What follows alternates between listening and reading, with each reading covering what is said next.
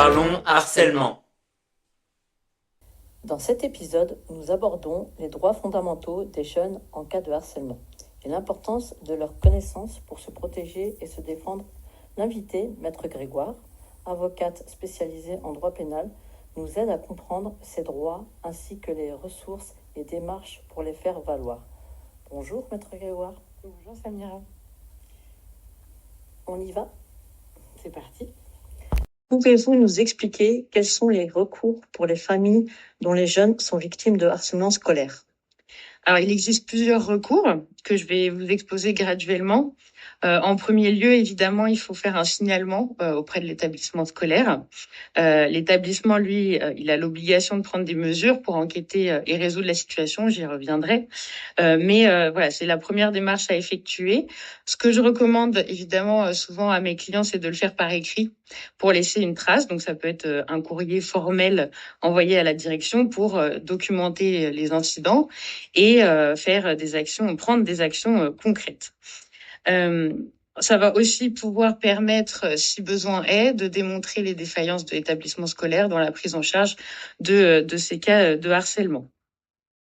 Normalement, ce premier recours à l'établissement est censé être suffisant puisqu'ils ont des règles à appliquer par la suite fixées par le législateur. Mais en pratique, on constate que ce n'est pas encore le cas, ce n'est pas toujours le cas. Et donc, on se retrouve à faire des recours tant contre le harceleur que contre l'école. Et c'est typiquement d'ailleurs ce qui s'est passé dans l'affaire l'INSEE. Il y a eu un reportage récemment sur France 2. Ça s'appelle l'affaire l'INSEE, la mécanique du harcèlement. C'est un bon exemple, je trouve, pour parler de ce sujet parce que, en l'occurrence, cette jeune fille qui s'est donc donné la mort suite à du harcèlement scolaire, eh bien les parents ont été contraints d'entamer des démarches aussi à l'encontre de l'établissement scolaire suite aux défaillances qui étaient intervenues dans ce dossier. Donc ça, c'est une première démarche. Si justement on se retrouve face à un établissement scolaire qui soit ne prend aucune mesure, soit n'en prend pas des mesures adéquates, là les parents peuvent aussi contacter l'inspection académique ou le rectorat de leur département pour signaler la situation. Et à ce moment-là, justement, l'inspection peut, en tout cas certaines académies proposent des services de médiation pour aider à résoudre les conflits entre élèves. Donc là, je renvoie donc par exemple à votre association, qui Acteurs de ton navire, qui propose, je le crois, un accompagnement pour ces médiations. Dernier recours, le recours judiciaire. Alors, c'est pas le recours à privilégier puisqu'il faut d'abord mieux agir dans la parole et l'écoute, faire comprendre aux jeunes qu'il y a une situation de harcèlement et l'éduquer sur cette question. Mais donc, si malheureusement cela ne suffit pas, que le harcèlement il est grave, qu'il y a des violences, alors il convient de déposer une plainte en commissariat ou en gendarmerie. Et cela vaut aussi donc contre l'établissement scolaire. Voilà les trois recours que je peux vous exposer sur ce sujet. Merci Maître Grégoire. Alors, comment les jeunes peuvent-ils être informés sur ces droits ? Aujourd'hui, les jeunes, ils ont quand même beaucoup plus accès à Internet qu'à une autre époque. Donc déjà, ils peuvent aller sur le net pour se renseigner, trouver de nombreuses informations. En premier lieu, donc quand on tape harcèlement scolaire par exemple sur Google, vous avez le site du service public qui fait état du harcèlement scolaire au collège et au lycée et qui vous informe sur vos droits en fonction de votre situation, que vous soyez victime, parent de victime, témoin. Et il est vraiment bien fait. Il y a quand même pas mal d'explications sur les procédures qui peuvent être mises en œuvre. Il y a aussi tous les numéros que si vous souhaitez appeler quelqu'un, faire signaler cette situation, les actions de prévention. Donc vraiment, je recommande le site du service public sur ce point. Et il fait d'ailleurs référence au numéro national qui est le 3018 pour obtenir des conseils, du soutien, des informations sur les recours possibles. Et là, vous allez avoir un interlocuteur spécialisé sur le sujet. Donc, vous pouvez aussi échanger, poser toutes vos questions sans jugement, sans crainte. Je pense qu'il faut d'ailleurs pas hésiter à se questionner aussi parfois en tant qu'auteur finalement, parce qu'on parle beaucoup des victimes. Mais je pense que, et évidemment de l'importance qu'elles libèrent leur parole, mais on peut penser aussi à ce que ces services aident des jeunes qui se posent des questions sur leur propre comportement. Est-ce que j'ai été trop loin dans telle situation? Est-ce que j'aurais dû intervenir? Si j'ai participé à tel acte de groupe, est-ce que je suis moi-même auteur? J'ai été méchante avec ma copine? Est-ce que c'est du harcèlement? Voilà, des questions aussi qu'on peut se poser dans l'autre sens. Et je pense que c'est bien aussi de pouvoir en parler à des gens qui seront pas forcément des proches, qui vont pas vous juger et qui vont pouvoir vous aider. Et en tout cas, en vous posant les bonnes questions, c'est comme ça qu'on pourra avancer.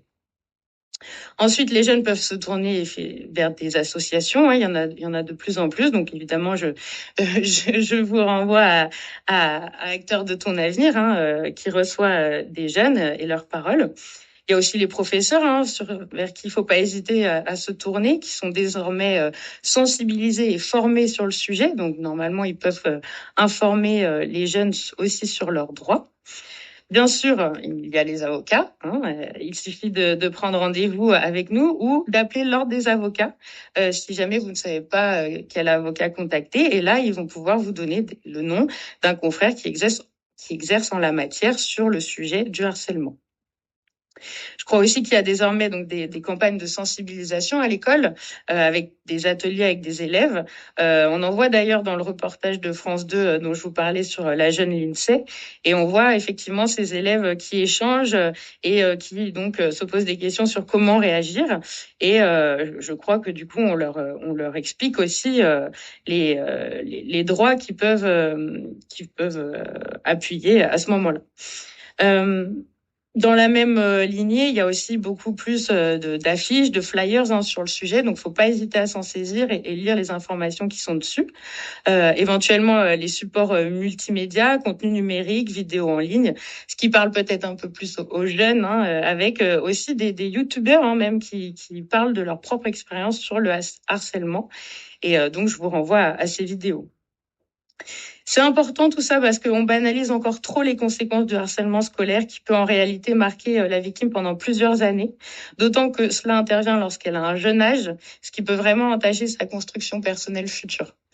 Et je profite de mon intervention pour indiquer que cela vaut pour tout type de violence, qu'elle soit physique, morale ou sexuelle. Il faut en parler et apprendre à savoir recueillir la parole de l'enfant.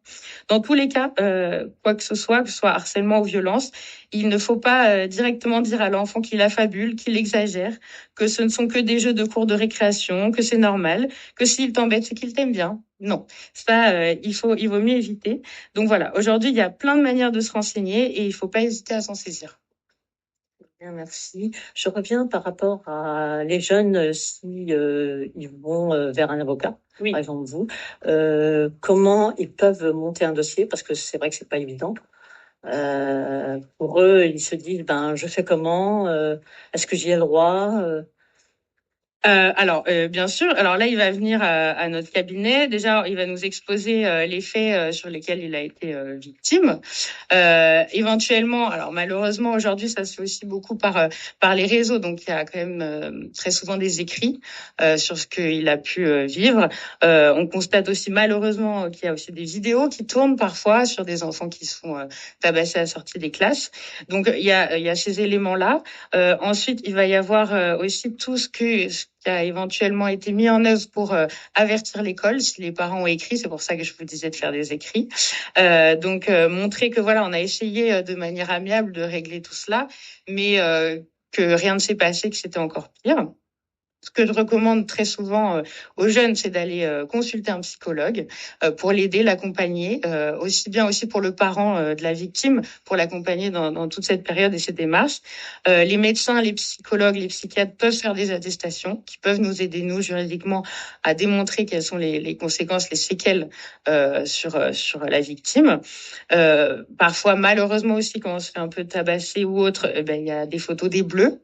Donc, faut avoir ce réflexe qui est un peu glauque, mais de prendre en photo les bleus, les marques s'il y en a. Voilà, tous ces éléments qui vont nous servir. Si vous avez des témoins, des copains d'école qui peuvent témoigner de ce qui s'est passé, pareil, s'ils acceptent de faire un écrit pour nous aider, c'est les meilleures manières de constituer un dossier. Très bien, merci. Alors, d'après la loi, que risque un harceleur?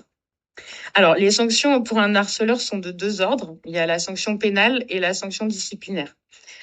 Concernant la sanction pénale, on va faire un peu de droit. Là, je vous renvoie à l'article 222-33-2-3 du Code pénal, qui nous donne donc la définition du harcèlement scolaire. Il nous dit quoi? Dans un premier temps, il nous dit que constitue un harcèlement scolaire les faits de harcèlement moral définis aux 4 premiers alinéas de l'article 222-33 de 2, lorsqu'ils sont commis à l'encontre d'un élève par toute personne étudiant ou exerçant une activité professionnelle au sein du même établissement d'enseignement. Donc déjà, la première remarque à faire ici, c'est que le harcèlement, il va aussi pour les professeurs. Il y a des professeurs qui, malheureusement, sont condamnés, mais c'est un cas, donc il faut quand même le préciser. On constate que ce texte, il fait un renvoi à un autre texte sur le harcèlement moral et finalement, il nous dit que le harcèlement, c'est le fait de tenir des propos ou des comportements répétés ayant pour objet ou pour effet une dégradation de ses conditions de vie, se traduisant par une altération de sa santé physique ou mentale. Il indique ensuite que ces faits, il faut éventuellement qu'ils aient causé une incapacité totale de travail, qu'elle soit inférieure ou égale à 8 jours ou n'ayant entraîné aucune incapacité de travail. Alors, il faut comprendre que en droit pénal français, dès lors qu'il y a une atteinte à l'intégrité de la personne, on distingue selon les conséquences pour la victime, selon le traumatisme. Et c'est pour cela qu'on parle d'incapacité totale de travail, d'ITT. Alors, ça n'a rien à voir avec le travail, ça peut très bien être prononcé pour des gens qui ne travaillent pas, pour des enfants. Mais c'est un constat que va faire le médecin légiste s'il y a un dépôt de plainte et qui va ensuite nous permettre de jauger selon donc on va dire la gravité de l'infraction. Et le droit pénal distingue si on se retrouve en deçà de 8 jours d'ITT ou au-delà. Il faut savoir donc que le harcèlement scolaire est puni de 3 ans d'emprisonnement et de 45 000 euros d'amende. Donc ça, ce sont les maximums encourus, bien sûr, lorsqu'il a causé une incapacité totale de travail inférieure ou égale à 8 jours ou n'a entraîné aucune incapacité de travail. Évidemment, le traumatisme, il est différent pour chaque victime, pour chaque personne. On réagit pas tous pareil, donc c'est pas, ça ne va pas dépendre que de cela. Mais faut savoir que même si le médecin ne constate aucune incapacité, ça ne veut pas dire que vous n'êtes pas victime, ça ne veut pas dire qu'il n'y a pas de traumatisme. C'est juste que en fonction de ce qui a été vécu, de la personnalité de la victime, on va, le médecin, c'est vraiment des professionnels de santé qui évaluent ça, pas les juges, pas les avocats, pour voilà jauger ensuite ce qui aura une incidence sur la peine. Et justement, à partir du moment où cette incapacité totale de travail va excéder 8 jours, donc les peines sont portées à 5 ans d'emprisonnement et 75 000 euros d'amende. Bien sûr, les juges en pratique, il n'y a pas de seuil au-delà de 8 jours. Donc, les juges vont prendre, évidemment, si on est à 8 jours, à 21, à 50 jours. Et en fonction de cela, on adapte aussi le prononcé de la peine. Donc, je reviens au texte. On vous dit donc qu'il s'agit de propos ou comportements répétés. Alors, les propos, ça va être les insultes, les rabaissements, des propos humiliants. Les comportements, alors des comportements violents, des brimades, des bousculades, de l'humiliation, de la discrimination physique, etc. Et il faut que ces propos soient répétés. C'est tout l'enjeu du harcèlement, c'est cette question de la répétition, qui est un peu incessante, qui est très dure à vivre pour la victime. Néanmoins, le Code pénal prévoit 2 exceptions à cette répétition. Tout d'abord, il nous explique que lorsque ces propos ou comportements sont imposés à une même victime par plusieurs personnes de manière concertée ou à l'instigation de l'une d'elles, alors même que chacune de ces personnes n'a pas agi de façon répétée. C'est-à-dire que là, on va se retrouver avec une victime et il y a plusieurs auteurs qui vont se mettre autour d'elle, mettons, pour la harceler. Eh bien, peu importe que ces auteurs n'aient agi qu'une fois, à partir du moment où ils ont agi finalement un peu en groupe, on considère que cela suffit à caractériser l'infraction. C'est pareil pour la deuxième exception, puisqu'on nous dit que lorsque ces propos ou comportements sont imposés à une même victime successivement par plusieurs personnes, qui, même en l'absence de concertation, savent que ces propos ou comportements caractérisent une répétition. Donc là, c'est pareil, vous voyez quelqu'un qui se fait harceler à l'école, vous voyez bien que tout le monde l'embête. Si vous-même, vous le faites qu'une seule fois, eh ben, on va considérer qu'on est dans des propos qui sont tenus successivement, et donc il n'y a pas nécessairement besoin qu'il y ait cette répétition. Voilà pour ça. En dernier lieu, le dernier seuil, le plus dramatique, c'est que les peines sont portées à 10 ans d'emprisonnement et 150 000 euros d'amende lorsque les faits ont conduit la victime à se suicider ou à tenter de se suicider. Alors là, on est clairement sur un texte en réaction à l'actualité, malheureusement. J'y reviendrai, mais c'est pour comprendre que aujourd'hui, tous les cas de figure sont désormais pris en compte par le législateur, celui qui fait les lois. Et il précise d'ailleurs dans son texte que l'article est applicable lorsque la commission des faits se poursuit alors que l'auteur ou la victime n'étudie plus ou n'exerce plus au sein de l'établissement. Puisque le harcèlement peut aussi avoir lieu en dehors de l'établissement. Ça peut être aux abords de celui-ci, mais ça peut être aussi bien plus loin. Donc, on prend en compte le fait qu'il s'agit d'élèves ou de professeurs d'un même établissement et que le problème, finalement, vient un peu de là. Et sur la provocation au suicide, je rappelle qu'il y a un article spécifique du Code pénal, en dehors de tout contexte de harcèlement, qui est l'article 223-13, qui réprime effectivement le fait de provoquer au suicide d'autrui lorsque cette provocation a été suivie du suicide ou d'une tentative de suicide, et que ces peines, évidemment, sont plus dures lorsqu'elles visent un mineur de 15 ans, donc c'est-à-dire en dessous de 15 ans. Tout ça pour vous dire que quand bien même l'infraction de harcèlement ne serait pas constituée, on n'a pas la répétition, on n'est pas dans les bons cas, il faut savoir qu'il y a d'autres infractions qui sont prévues, que ce soit pour les violences, les menaces, les injures, ce sont des infractions propres. Et donc, si jamais on ne peut pas poursuivre aussi pour des faits de harcèlement, on peut très bien retenir d'autres qualifications pénales. En tout état de cause, le mineur, il peut déposer plainte seul, même si, bien évidemment, je recommande toujours un accompagnement puisque c'est jamais facile d'aller déposer plainte. C'est pas un acte anodin. Donc, je vous recommande évidemment de vous faire accompagner, sachant que désormais, les avocats, nous, on peut vous accompagner pour effectuer un dépôt de plainte. On peut aussi, d'ailleurs, rédiger une plainte en amont qu'on dépose nous-mêmes. On va reprendre les faits au cas par cas, on va les qualifier, nous, juridiquement, et ça peut aider aussi pour des victimes qui auraient trop du mal à lancer elles-mêmes les démarches, ou des parents qui sont complètement dépassés et qui préfèrent, du coup, qu'il y ait un avocat qui s'en charge. Je précise que le harcèlement étant un délit, il se prescrit par 6 ans. Donc, vous avez 6 ans pour agir après la commission des faits.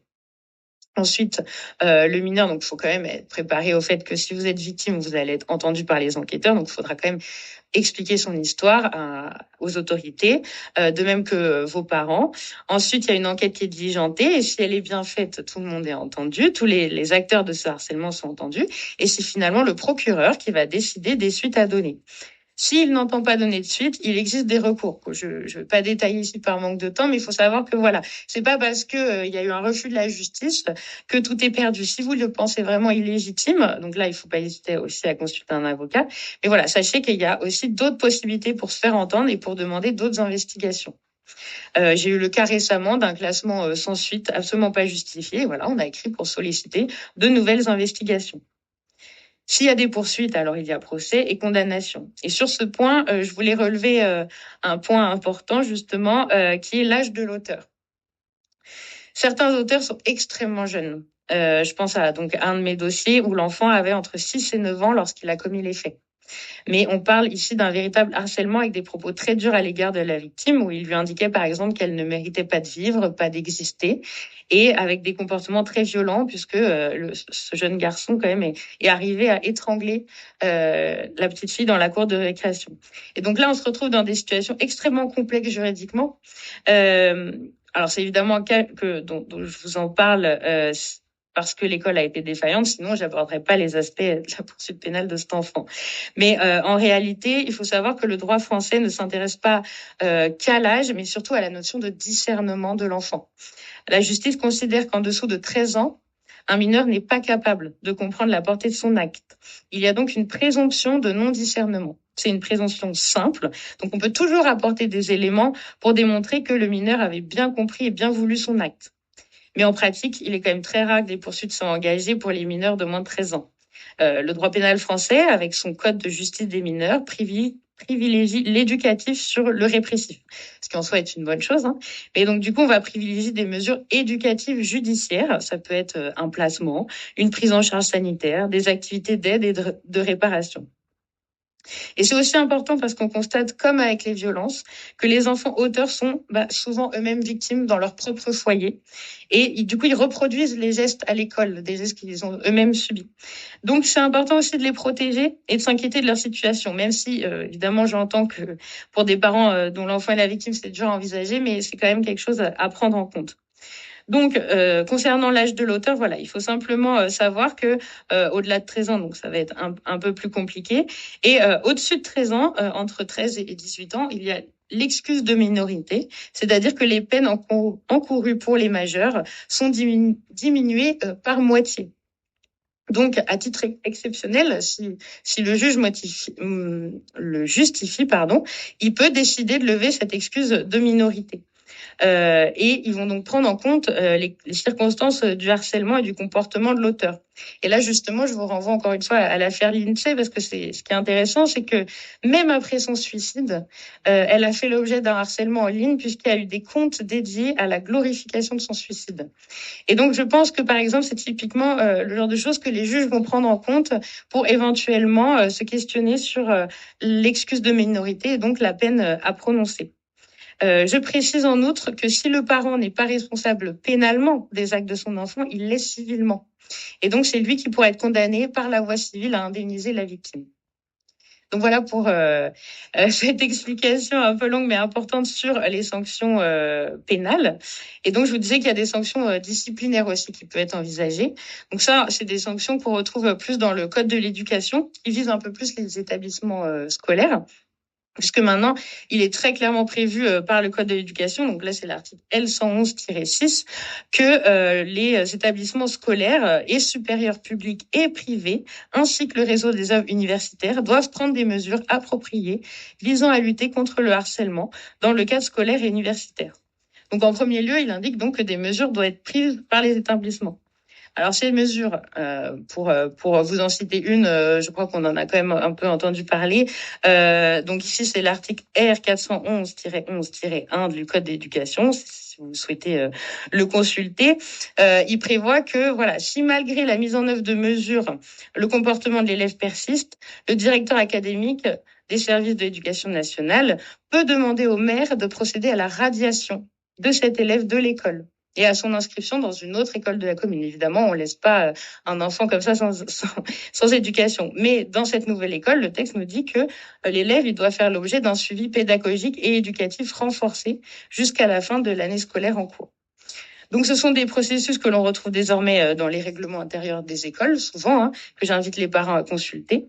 Et voilà, si l'école ne prend pas ces mesures, sa responsabilité pourra donc être aussi envisagée pénalement dans des cas graves de délaissement du mineur, par exemple, avec des infractions de type blessure involontaire ou non-assistance à personne en danger. Voilà pour les sanctions qui sont possibles d'envisager. Merci, maître, pour ce petit volet, parce que c'est très important. Parce que souvent, juridiquement, les harceleurs ou ceux qui sont harcelés ne connaissent pas. Et c'est pour ça que ce volet-là est très important et merci à vous.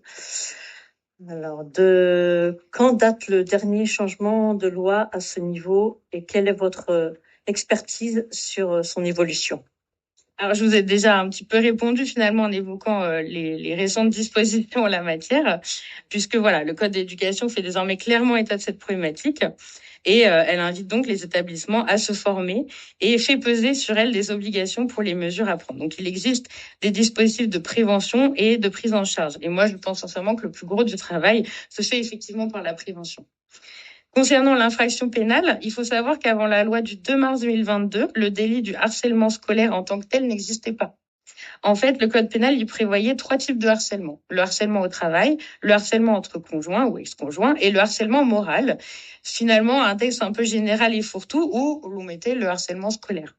Désormais, suite aux actualités sur le sujet, le gouvernement a souhaité apporter des réponses plus adaptées à ces cas et il a donc érigé le harcèlement scolaire en délit. Moi, ce que je constate en tant que professionnel du droit, c'est qu'il y a une évolution législative que je salue, mais qu'en pratique, ça se met quand même en place assez doucement, voire trop lentement. Les mesures, elles sont pas toujours prises par les établissements. Certains ont du mal à faire le distinguo entre de simples brimades entre enfants, qui peuvent apparaître naturelles, de faits de harcèlement ou de violence. Je pense néanmoins qu'on évolue vers une société qui ne tolère plus cette violence, ni même les brimades, et j'espère qu'on va quand même vers plus d'attention sur ces sujets, plus de prise de conscience. Et je le redis, ça passe par la parole et l'écoute. Tout cela reste très récent et des mesures ont été prises après que des drames se soient produits, ce que je regrette, car le harcèlement scolaire, à mon sens, n'est pas nouveau, et des mesures importantes auraient déjà dû être prises. On constate qu'avec les réseaux sociaux, ça prend de l'ampleur. La parole est beaucoup plus libérée en ligne et il est essentiel que les jeunes comprennent que ce n'est pas parce que c'est sur le net que cela a moins d'incidence dans la vraie vie, bien au contraire. Juridiquement se pose donc la question aussi de la responsabilité de ces réseaux sociaux. On voit de plus en plus de parents déposer des plaintes contre Facebook, TikTok. Moi, je ne sais pas si ces plaintes auront des suites pertinentes, mais à minima, je pense que ça va engendrer une prise de conscience pour ces réseaux de grande ampleur qui font de réels dégâts. On a quand même des TikTok sur comment se suicider. C'est pas anodin. Oui. Donc se pose évidemment la question de laisser aussi les jeunes sur les réseaux ou leur donner un accès au téléphone. Alors, il n'y a pas vraiment de débat au primaire, mais au collège et au lycée, oui. Et il faut que les parents réfléchissent à cette question, tout en ayant conscience que même en posant des limites, les jeunes trouvent facilement des solutions pour passer outre. Je pense, moi, au contrôle parental sur les ordinateurs quand j'étais plus jeune, c'était quand même très facile de passer outre. Mais il ne faut pas non plus que la victime soit doublement punie en étant privée de téléphone et donc de lien social aussi, parce que l'école, c'est un peu désormais ça. Et en tout état de cause, c'est une vraie question qui va se développer dans le futur. En l'état, concernant le cyberharcèlement, et sauf erreur de ma part, il n'y a pas d'infraction spécifique. C'est une circonstance prévue par le texte sur le harcèlement moral qui est finalement érigée en circonstance aggravante de l'infraction des faits commis. Et donc, il y a une peine plus lourde. Et là, la circonstance aggravante, c'est par l'utilisation d'un service de communication au public en ligne ou par le biais d'un support numérique ou électronique. Voilà ce que je peux vous dire là-dessus. Alors, quelle erreur courante les enfants et leurs parents commettent-ils lorsqu'ils tentent de faire valoir leurs droits? Alors déjà, en tant que parent, c'est vouloir régler le conflit soi-même. Il faut absolument l'éviter car on pourrait très bien venir reprocher des faits après à ce parent. Donc c'est pas le but recherché. La première erreur, est donc de ne pas suivre les procédures mises en place. En premier lieu, il faut donc impliquer l'école et ce de manière appropriée. Je le précise parce que les parents, à juste titre, sont en colère et ils peuvent agir de manière émotive ou agressive. Je peux l'entendre, mais cela n'amènera à rien de bon et il faut d'abord agir en collaboration avec l'école. Évidemment, si elle s'avère défaillante, il ne faudra pas attendre trop longtemps avant de saisir les autorités ou le rectorat. Et c'est donc la deuxième erreur, c'est attendre plutôt que la situation se dégrade.